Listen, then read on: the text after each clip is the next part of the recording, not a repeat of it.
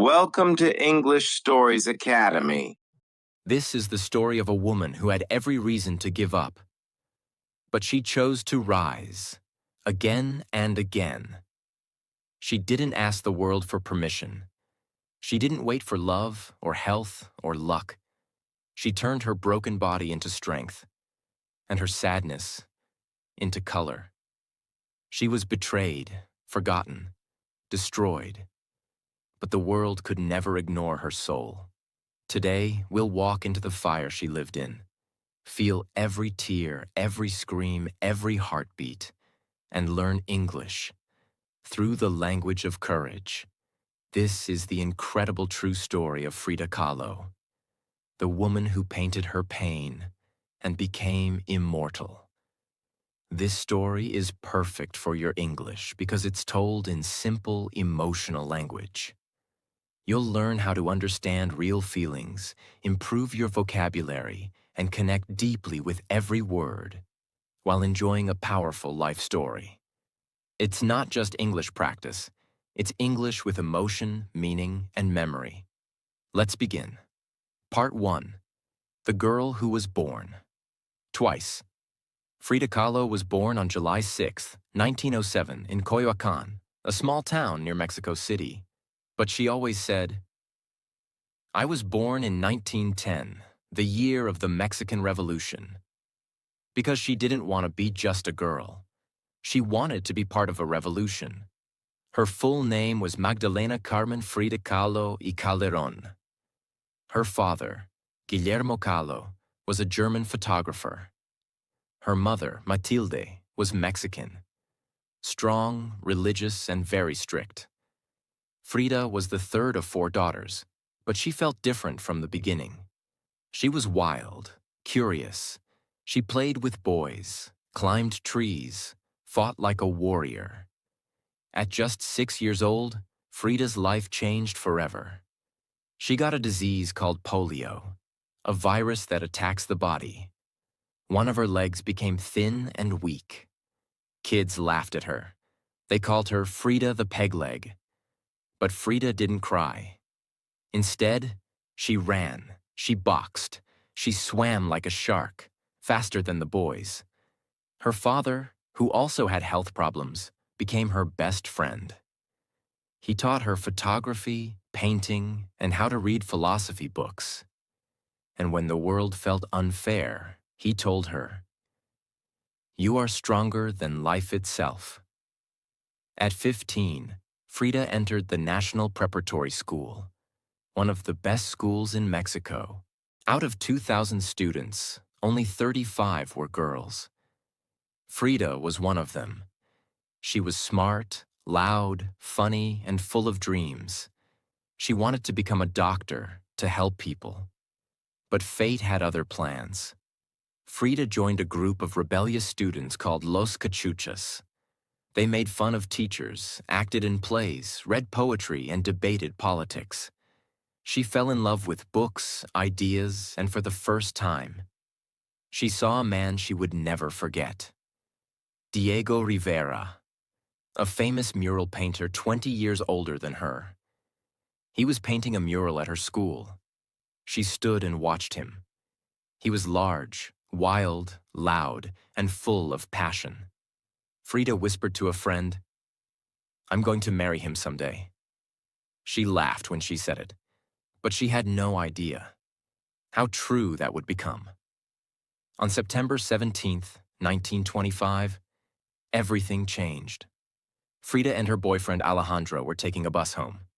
The bus was packed. She sat beside a window. Suddenly, a streetcar smashed into the bus. The metal twisted. People screamed. Blood was everywhere. Frida's body was pierced by a metal handrail. It went through her pelvis.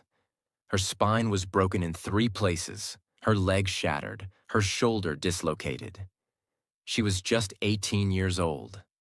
They thought she would die, but she didn't. She opened her eyes and said nothing, because the pain was louder than words. Frida was taken to the hospital. Doctors did surgery after surgery. She couldn't walk, couldn't sit, couldn't move.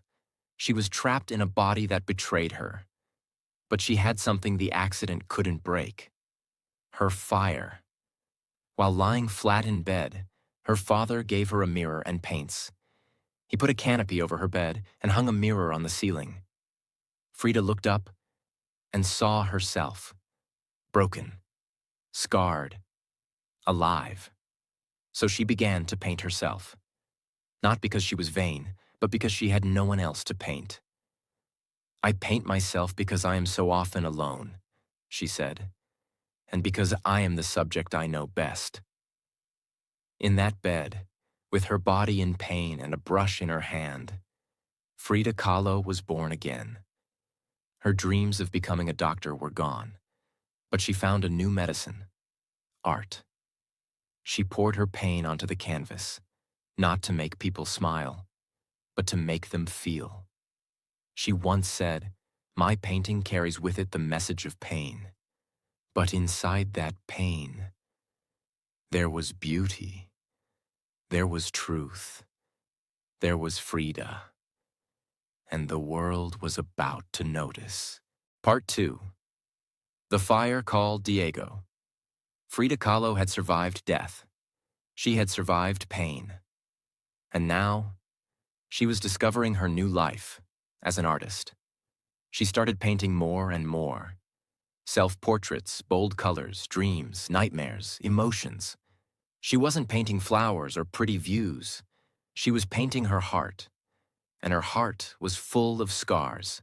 She once said, "I never paint dreams or nightmares. I paint my own reality." And in that reality, there was one name: Diego Rivera. In 1927, Frida finally got out of bed. She was weak, she walked with a limp, her body still ached. But her eyes were full of fire. She took her paintings and went straight to Diego Rivera, the famous artist she had seen years ago in her school. He was working on a mural at the Ministry of Education. "I have not come to flirt. I have come to show you my paintings. I want to know if they're worth anything." Diego looked at her, surprised. He smiled, and when he looked at her paintings, he saw something no one else saw. He said, "She's an authentic artist." From that moment, something began between them. Not just art, not just interest, something wild. In 1929, Frida Kahlo married Diego Rivera. She was 22. He was 42. He was big, loud, famous, and already had been married twice. He had children, lovers, and a terrible reputation with women. People told Frida, "Don't marry him. He will destroy you." But she didn't listen. She said, "I've suffered two great accidents in my life. One was the bus, the other was Diego." That quote would become legendary. Their love was full of passion, art, politics, and pain. Frida once said, "Diego was everything: my child, my lover, my universe, my pain." They traveled to America, to San Francisco, Detroit, and New York. Diego was painting giant murals everywhere. He was respected, powerful, praised. But Frida, she was different. She was small, dressed in Mexican clothes, bold, outspoken, and totally unique. People in America looked at her with surprise, but they couldn't ignore her.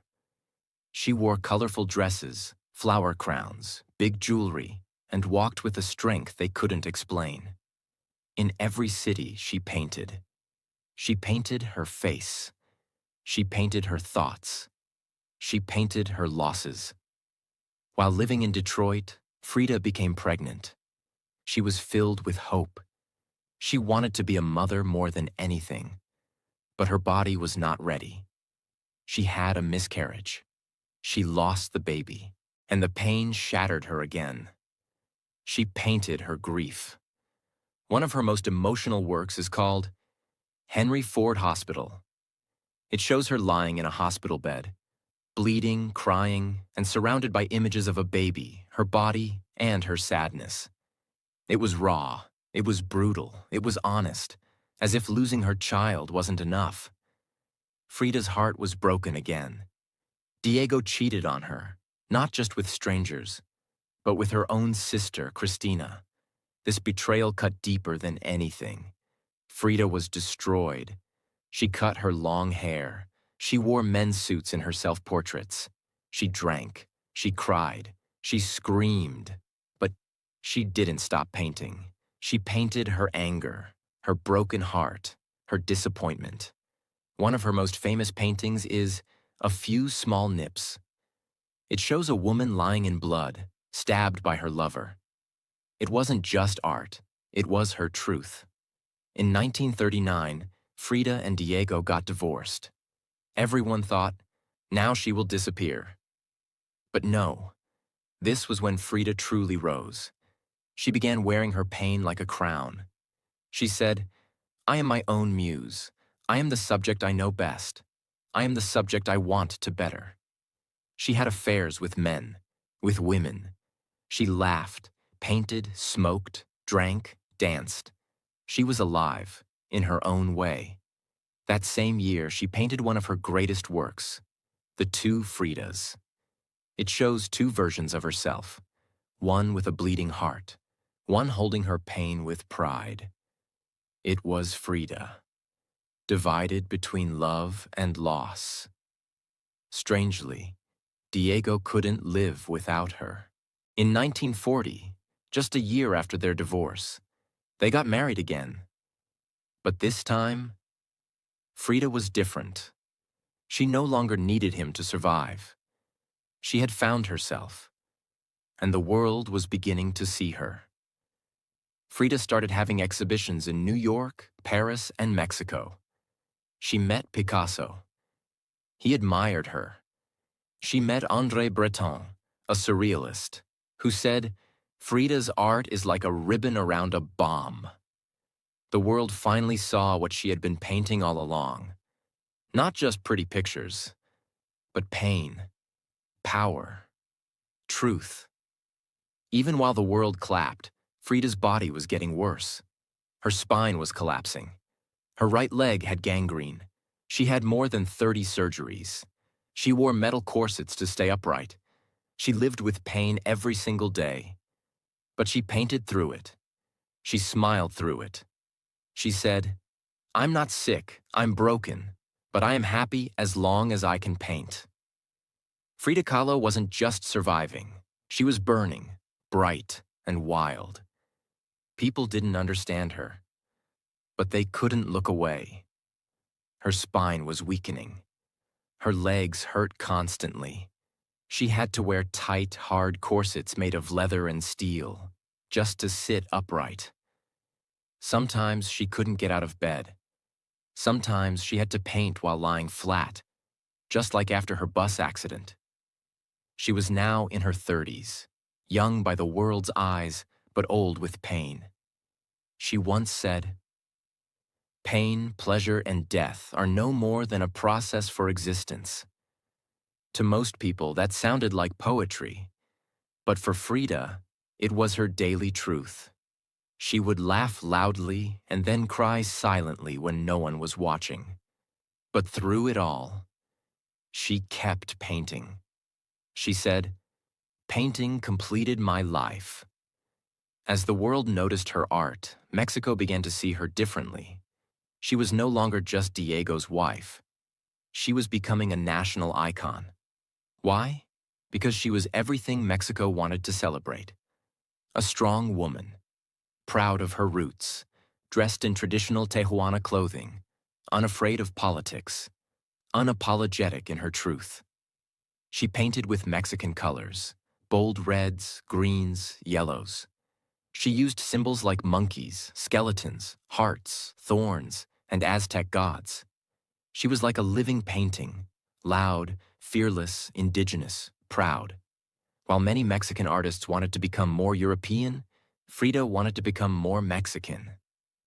She said, I am more Mexican than the mole sauce in my veins. And that pride made people fall in love with her. By the mid-1940s, Frida had a secret.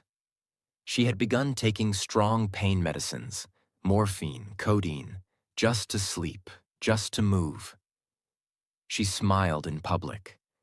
But at night, she was often screaming in pain, unable to walk, sometimes unable to sit. Her hands trembled, but she kept painting. She even painted her corsets, turning her torture into art. Each brushstroke said, "I'm still here." In 1943, she was invited to teach at La Esmeralda, the prestigious art school in Mexico City. Her students were young, passionate, and loved her deeply. They called themselves Los Fridos, the Fridas. They followed her everywhere, listened to every word, copied her art. But sometimes, Frida couldn't make it to class, so her students came to her house, La Casa Azul, the Blue House. They sat on the floor. She taught from her bed. She spoke of color, pain, and truth. She didn't teach rules. She taught soul. "Don't paint the surface," she said. "Paint what hurts." Though married again to Diego, their relationship was still full of fire. They loved each other, but they also hurt each other. Both had affairs, both were jealous, both were tied together by a bond no one understood. Diego once said, "I loved Frida like a volcano loves the sky, with fire, with ash, with smoke."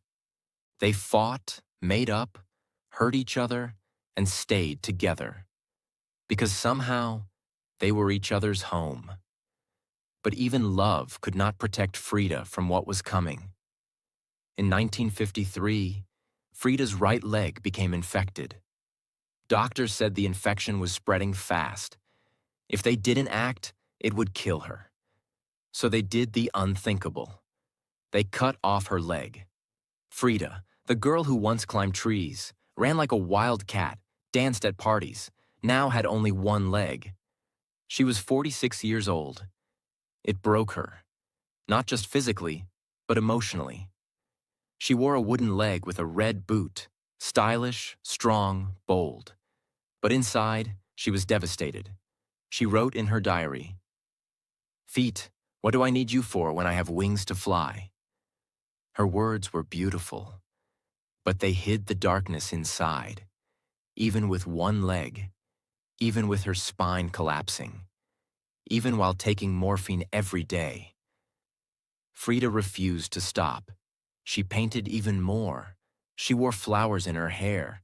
She hosted friends. She wrote poetry. And in that same year, 1953, something unbelievable happened. Her first solo exhibition in Mexico. Yes, after nearly 30 years of pain, Frida was finally given her first solo art show in her own country. But her body was too weak to walk. Doctors told her, "You must stay in bed. You cannot attend." Frida laughed. She said, "They want to stop me from living? Let them try." She wore her most colorful dress, put flowers in her hair, put on her red lipstick, and she arrived at the gallery in an ambulance. They carried her in on her hospital bed. They placed her bed in the center of the room. She lay there like a queen, surrounded by her paintings. The guests were shocked. Then they clapped and cried, because they weren't just seeing art, they were seeing courage. A woman who had every reason to stay hidden chose instead to celebrate life. Frida lifted her glass and toasted. "I am not sick, I am broken, but I am happy to be alive as long as I can paint." The world saw her pain and called it art. But more than that, they saw her spirit. Unstoppable, unshakable. Frida Kahlo. After the 1953 exhibition, where Frida arrived on a hospital bed and shocked the world, something strange began to happen. People looked at her differently. They no longer just saw the paintings. They saw her. They saw a woman who had lost her child, her leg, her health, but still showed up with red lipstick, flowers in her hair, and a smile full of defiance.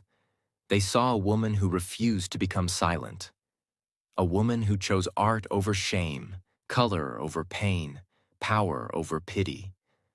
And for the first time, Frida Kahlo was not just an artist. She was becoming a symbol. In 1954, something was burning inside Frida. Not just pain, but rage. She saw injustice. She saw women being controlled. She saw poor people ignored. She saw power in the hands of cruel men. Frida never stayed quiet. She joined protests, wrote angry letters, painted with louder colors. She spoke against war. She spoke against imperialism. She supported the poor, the disabled, the broken. Even in her fragile body, Frida became a storm. They tried to silence me, she wrote, but I painted louder. She waved red flags. She marched in her wheelchair. She lifted her voice even when her hands were shaking. People began calling her not just an artist, but a revolutionary soul. At home, Frida was still with Diego. Their love had become complicated. They didn't live like a normal couple. They lived in two separate houses, connected by a small bridge. They both had other lovers. They both argued, yelled, and sometimes didn't speak for days. But deep inside, Frida still loved him, like a wound that never closed. She once wrote in her diary, "Diego, nothing compares to your hands, nothing like the green gold of your eyes. My body aches for you." She even said, "I cannot love without pain." And Diego? He loved her too, but he didn't know how to stop hurting her. It was a love story, not of perfection, but of chaos, scars, and truth. In her final years, Frida began writing a diary, pages full of poems, drawings, secrets, and fear. She wrote with red ink, black ink, blood colors. Sometimes her words were clear. Sometimes they looked like she was crying while writing. She wrote things like, "I hope the exit is joyful, and I hope never to return. They amputated my leg. They gave me fake hope. I bleed inside. I paint flowers so they don't die."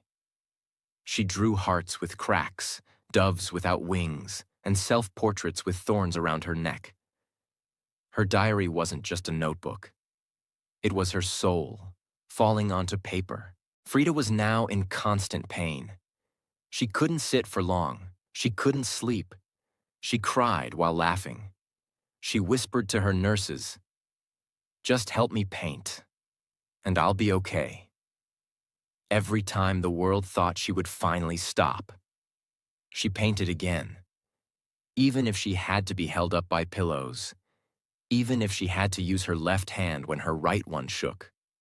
She painted until the pain became too strong to hold a brush. In her last year, Frida painted one of her most famous works, Viva la Vida, Long Live Life, a painting of bright red watermelons with the words written in bold, Viva la Vida. She painted it while in bed, surrounded by pain, tears, and silence. It was her last scream, a scream that said, "Even now, I choose life. I choose color. I choose to leave something beautiful behind." That painting is now in museums across the world. People stand in front of it and cry without words. Because it was not just art. It was Frida's goodbye. In July 1954, just 11 days before her death, Frida did something no one expected. Even though she was weak, in pain, and could barely move, she joined one last protest against the U.S. government for invading Guatemala. She told her nurse, "I must go, even if I die." She was wheeled into the crowd, waving a red flag, surrounded by people chanting for justice. People stared. Some cried, because they saw a woman who had lost everything. still showing up to fight for others. It was her final public appearance. The world didn't know, but Frida Kahlo had just said her last goodbye to the streets she loved. Back home, in La Casa Azul, the Blue House, Frida stopped talking much. She looked at the sky for hours. She wrote poetry. She stared at her old paintings. She listened to Diego walking in the next room. She didn't cry. She didn't complain. She just waited. In her final diary entry, she wrote, "I hope the exit is joyful, and I hope never to return." She smiled at her nurses. She held Diego's hand. And on July 13th, 1954, Frida Kahlo closed her eyes. But this is not where her story ends, because legends don't end when they die. They begin. Part 3. The Woman Who Became Immortal. Frida Kahlo died on July 13th, 1954, at the age of 47. Her body was taken from La Casa Azul, her bright blue home in Coyoacan, to a quiet funeral. Few people came. There was no massive crowd, no international news, no awards, no red carpets, no headlines shouting her name. The woman who had lived in pain, painted her truth, and arrived at her last exhibition in a hospital bed, was buried with silence. Her body was cremated. Her ashes were placed in a pre-Columbian urn shaped like a toad, because Diego had once called her his little toad. She was gone. But something was still burning in the air, something the world had not yet seen, something that refused to stay silent. For many years after her death, Frida's name was nearly forgotten. Museums were quiet about her. Art critics focused on men. Even Diego, her famous husband, continued to be celebrated, while Frida remained in the background. People didn't understand her art. They said it was too personal, too painful, too emotional. But what they didn't know was that those emotions would one day wake up the world. In the 1970s, something began to change. A new generation of people, especially young women, artists, poets, and activists, discovered her paintings, her diary, and her story. They didn't just see art. They saw themselves. Frida had become a mirror for women who felt unheard, for people living with pain, for outsiders, rebels, dreamers, for those who were told, "You're too much" or "You're not enough." Frida became their voice, and the world finally started asking, who was this woman with the thick eyebrows, flower crown, and burning eyes? By the 1980s and 1990s, Frida Kahlo exploded into global fame. Her face appeared on magazine covers. Her paintings were shown in major museums around the world. Her diary was published and translated into dozens of languages. She became a fashion icon, a symbol of strength, and an artistic legend. Suddenly, people from Tokyo to London, Paris to New York, Buenos Aires to Berlin, were talking about Frida Kahlo. Her words were printed on walls, her quotes were painted on buses, her life was taught in schools, and the world didn't just want her story, they wanted her art. Frida's paintings, which once sat quietly in her home, began to sell for millions of dollars. Here are just a few. Diego and I. A haunting portrait of herself with Diego's face on her forehead. Sold for $34.9 million in 2021 at Sotheby's auction. This became the most expensive artwork ever sold by a Latin American artist. Two nudes in a forest sold for $8 million. Roots, another deeply personal work, sold for $5.6 million. From being ignored to becoming one of the most valuable female painters in history. The same paintings she made in bed while bleeding, crying, shaking, are now worth more than diamonds. But their true value is not money. Their value is in what they gave to the world. Today, Frida's face is everywhere. T-shirts, notebooks, jewelry, murals, tattoos. Her face is on postage stamps in Mexico. She has been featured in Barbie dolls, Netflix documentaries, and Oscar-nominated films. Salma Hayek even played her in the film Frida, 2002, a movie that was nominated for 6 Academy Awards. Frida, who once said, "I never paint dreams, I paint my own reality," became the dream of millions. Frida's house, La Casa Azul, is now a museum. It receives over 1.2 million visitors every year. People travel from every part of the world just to see her bedroom, touch her brushes, walk in her garden, feel her energy in the walls, cry in front of her wheelchair. It's not just a museum, it's a temple of courage. Frida is remembered not because she smiled through the pain, but because she showed the pain and still chose to live. She showed her scars. She embraced her body. She said things other people were afraid to say. She didn't care about being polite. She cared about being real. She once said, "They thought I was a surrealist, but I wasn't. I never painted dreams. I painted my own reality." And that's why her story will never die. Because in every girl who's been broken, in every person living with pain, in every soul that has been betrayed, lost, or told to stay silent, Frida whispers, "You are not alone, and you are still beautiful." Frida's story is not just about painting. It's about fighting. Fighting for love. Fighting for art. Fighting for your voice, even when the world tries to shut it down. She was born into a world that wanted women to be quiet. She screamed with color. She lived with a broken spine. But she stood taller than kings.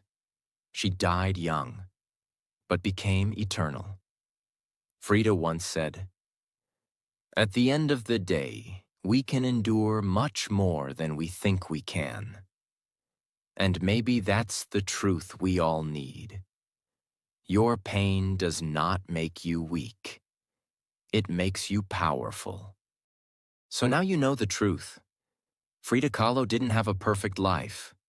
She didn't have perfect health. She didn't have perfect love. But still, she lived with fire. She painted her pain. And she turned her broken pieces into something the world would never forget. That's the lesson you must carry. Your pain is not the end. Your pain can become your story. Your story can become your power. And your power can touch millions. You don't need to be perfect. You don't need to have everything figured out. Just start with what you have. Even if it's pain, even if it's tears, even if all you have left is one small hope inside you. Protect it. Fight for it. Because you don't know who you can become until you refuse to quit. Frida didn't quit, and neither will you. So whatever you're going through, remember this. Your scars are proof that you survived, and your voice deserves to be heard. If Frida's story touched your heart, if it gave you hope, if it reminded you that you're stronger than you think, then subscribe to this channel right now, because I promise you, I'm not just here to teach English. I'm here to remind you, you matter. Your story matters, and your voice is powerful. We're not just building language here, we're building courage. Like, share, and subscribe to our channel.